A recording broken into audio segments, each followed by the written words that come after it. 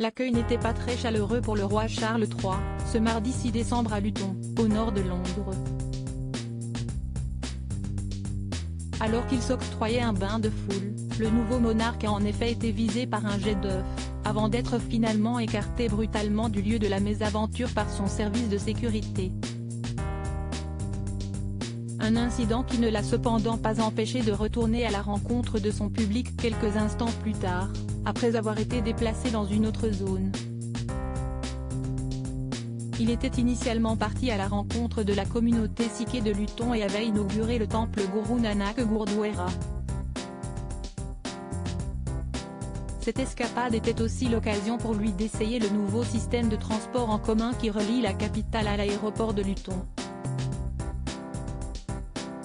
Une journée ensoleillée, marquée donc par cet incident. La police du Bedfordshire a notamment déclaré qu'un suspect avait été arrêté sur la place Saint-Georges de la ville et qu'il serait actuellement en garde à vue.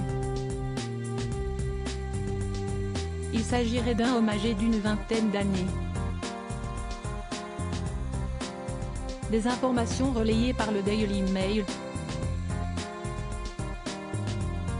2 attaques d'œufs en un mois. Le tabloïd britannique précise également qu'il s'agit d'une deuxième attaque de la sorte à l'encontre du souverain en l'espace d'un mois seulement. Car le 9 novembre dernier, alors qu'il était en visite à York avec son épouse, la reine consort Camilla, l'héritier du trône avait déjà été ciblé par un jet d'œufs. Le coupable ? Un étudiant de 23 ans prénommé Patrick Telwell qui, lors de son arrestation par la police, s'était présenté comme un activiste et ancien candidat du parti écologiste aux élections locales de 2019.